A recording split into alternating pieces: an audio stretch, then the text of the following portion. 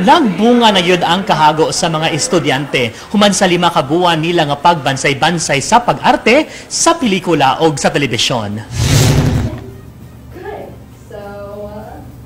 Nagmabulokon ang pagpasundayag sa karapusang hugna sa acting performance sa mga estudyante sa International Academy of Film and Television karong tuiga sa Dakbayan sa Lapu-Lapu. Gihimo kini sa ilang pagpasundayag sa theater play nga The Last Show. Diin nahimong highlight og bida sa maong play ang di kalibre nga mga acting performances sa mga estudyante niining mograduar na. Ang maong play nabahin sa mga nagkadaiyang scenes og dinhi di gyud ikalimod nga nabaid og hanas na sa pag-arte ang mga tinun-an sa maong academy.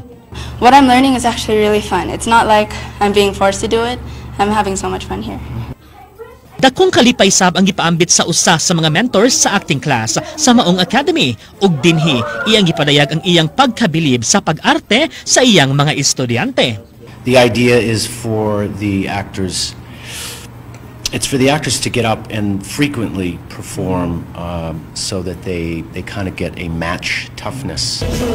Usa si Caitlin sa mga tinun-an dinhi nga mograduar na sa iyang gikuwang 5 months acting ug siya nagmapasalamaton sa mga nakatuna niya dinhi.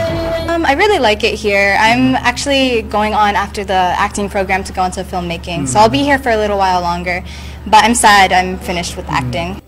Usa ang Miss Tourism World Philippines 2014 sa mga nikuha og acting class sa maong tunghaan ug tuod man iyang napamatud-an sa maong play nga di lang siya sa pagrampas sa entablado ug sa mga beauty contest hawd kundi lakip-sab sa pag-arte. I'm very honored to be one of the students here because I've learned a lot from like experiencing so many things, like to be able to stand in like so many people. I've been joining pageants, but for me this is different. I feel more nervous standing and performing. Ang IAFT nagtanyag og tulo ka mga kurso og kini ang filmmaking, acting for film and television ug 3D animation.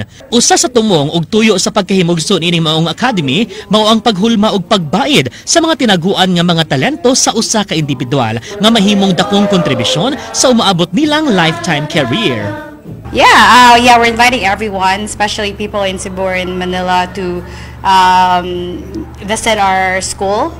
Kadtong ng ambisyon nga gustong mag-artista o baka gustong mo enroll sa acting class, bisitaha lang ang tunghaan sa IAFT sa Dakbayan sa Lapu-Lapu. Alang sa Lights, Camera, Action, Showbiz, kini si JP Laucat Sera. Ug ang ato ang word of the gay nagkanayon. Ang kagandahan ng isang tao hindi makikita sa panlabas na anyo. Makikita ito? Paglabas ko ng pinto, agay!